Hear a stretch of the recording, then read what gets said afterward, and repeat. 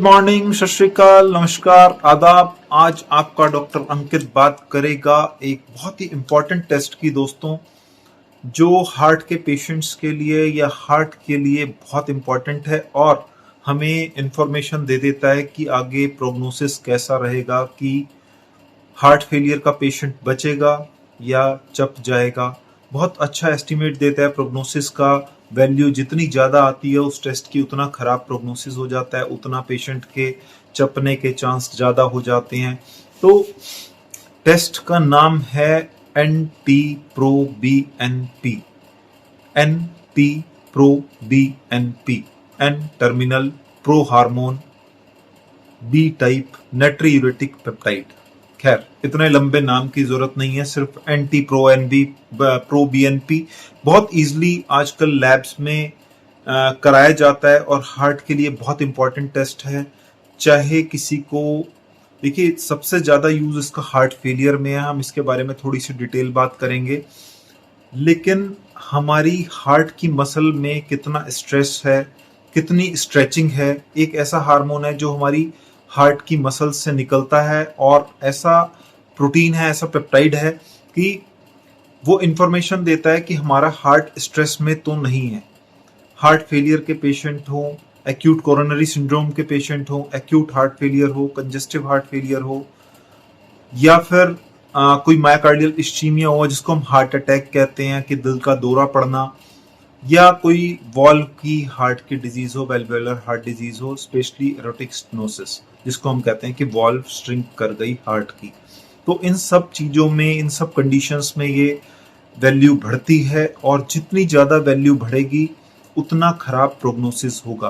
Patient के बचने के चांस कम होंगे उतने ही जितनी इसकी वैल्यू ज्यादा होगी, क्योंकि हार्ट स्ट्रेस में गया उतना ये हार्मोन, ये टेस्ट बढ़ेगा, इसकी वैल्यू बढ़ेगी। तो क्या इसकी नॉर्मल वैल्यू होती है? हार्ट फेलियर को कैसे पहचाने? हार्ट फेलियर के क्या सिम्टम्स हैं? तो इन सब के बारे में बात करते हैं। हार्ट फेलियर के बहुत कॉमन सिम्टम्स हैं जो हम खांसी से या सांस की तकलीफ से मिसमैच हो जाते हैं। हम समझते हैं कि हमें कुछ खांसी की बीमारी है और हम उसको खांसी मान के एक फेफड़ों की बीमारी या सांस की बीमारी का इलाज कराते रहते हैं। लेकिन हार्ट फेलियर, जिसको हम कंजेस्टिव हार्ट फेलियर कहते हैं, हार्ट एनलार्ज हो जाना कहते हैं, उसका बहुत कॉमन सिम्टम है सांस फूलना। और स्पेशली जब पेशेंट लेटते हैं, जब रेस्ट करते हैं तो सांस फूलता है, उसको हम कहते हैं ऑर्थोपनिया। तो लेट के सांस फूलना कहीं ना कहीं हार्ट की बीमारी और हाई बीपी को इंडिकेट करता है, मतलब कार्डिक फंक्शन कुछ ना कुछ खराब हो रहा है। और साथ में ही जब हमें रात को सोते सोते या लेट कर सांस चढ़ता है, हम उठते हैं और उठ के हमें बेटर लगने लगता है, हम चलते हैं तो बेटर लगने लगता है, जिसको हम कहते हैं PND, पैराऑक्सिमल नॉक्टर्नल डिस्निया। मतलब रात में हमें उस डिस्निया के कारण उठना पड़ता है, उस सांस के कारण उठना पड़ता है।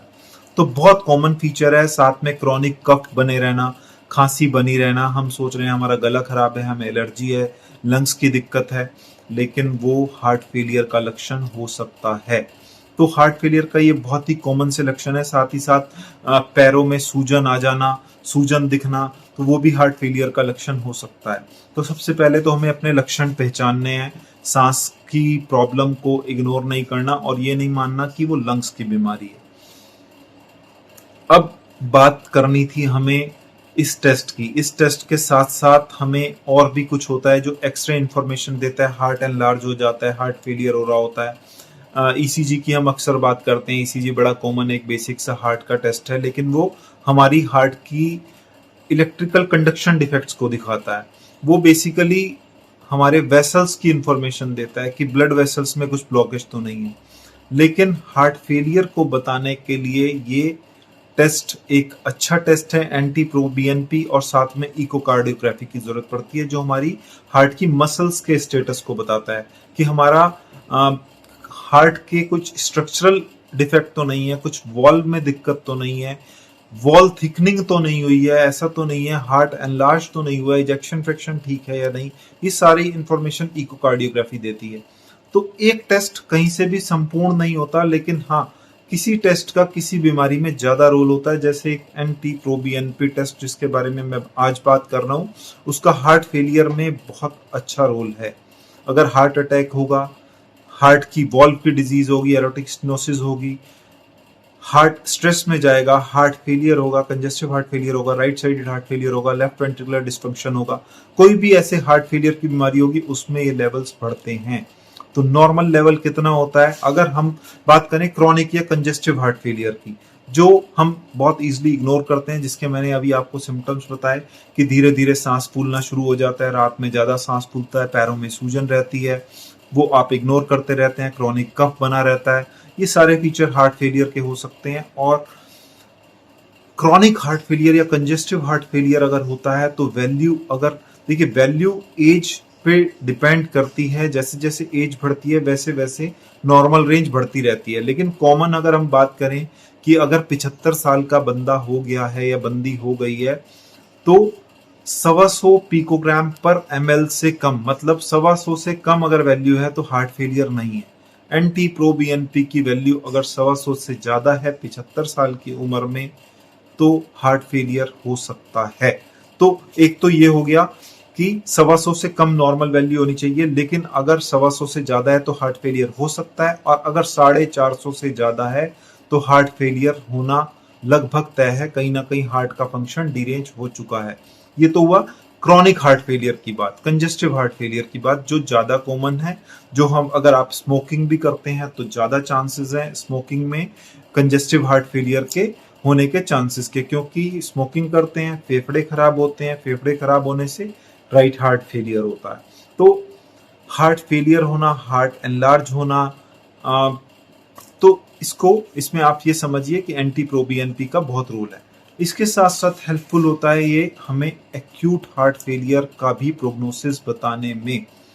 एक्यूट हार्ट फेलियर किसे कहते हैं? जैसे किसी को हार्ट अटैक हो गया, हार्ट फेल होने लगा उसके कारण, किसी को वॉल्व में दिक्कत आ गई, वॉल्व श्रिंक कर गई, एरोटिक स्टेनोसिस हो गया, वेल्वुलर हार्ट डिजीज हो गई, मायोकार्डियल इश्कीमिया हो गया, कुछ भी, सीएडी जिसको हम कोरोनरी हार्ट डिजीज कहते हैं, कि कोई भी वेसल ब्लॉक हुआ, हार्ट अटैक हुआ, तो उसके कारण एकदम से पेशेंट एक्यूट हार्ट फेलियर में गया, चाहे वो डीकम्पनसेटेड है या कंपनसेटेड है, हमें उसके बारे में बात नहीं करनी है कि डीकम्पनसेटेड हार्ट फेलियर है या कंपनसेटेड हार्ट फेलियर है।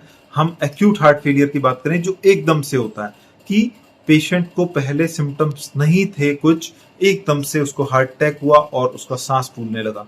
तो ऐसे एक्यूट फेलियर में एक बहुत अच्छा प्रोग्नोस्टिक टेस्ट है, और वैल्यू इसकी सेंसिटिविटी और स्पेसिफिसिटी, स्पेशली सेंसिटिविटी की अगर वैल्यू हमारी 450 से कम आती है तो बहुत ही हेल्पफुल है हार्ट फेलियर को प्रिडिक्ट करने में। अगर 450 से कम है तो पेशेंट हार्ट फेलियर में नहीं है, और अगर 1800 से ज्यादा है, ये कहें 450 से 1800 के बीच में माइल्ड हार्ट फेलियर में है, लेकिन 1800 से ज्यादा अगर वैल्यू है, 1800 पिकोग्राम पर ml से अगर ज्यादा वैल्यू है, ज्यादा आती है, तो patient definitive acute heart failure में है। तो एक्यूट हार्ट फेलियर में थोड़ी सी रेंज बढ़ जाती है, मतलब पेशेंट को पहले कोई प्रॉब्लम नहीं होती, अचानक से कोई रीजन क्रिएट होता है जिसके कारण से पेशेंट हार्ट फेलियर में लैंड अप करता है, उसको एक्यूट हार्ट फेलियर कहते हैं। और एक्यूट हार्ट फेलियर एक ऐसी कंडीशन है जिसके कारण एकदम से सडन कार्डिक डेथ हो जाती है।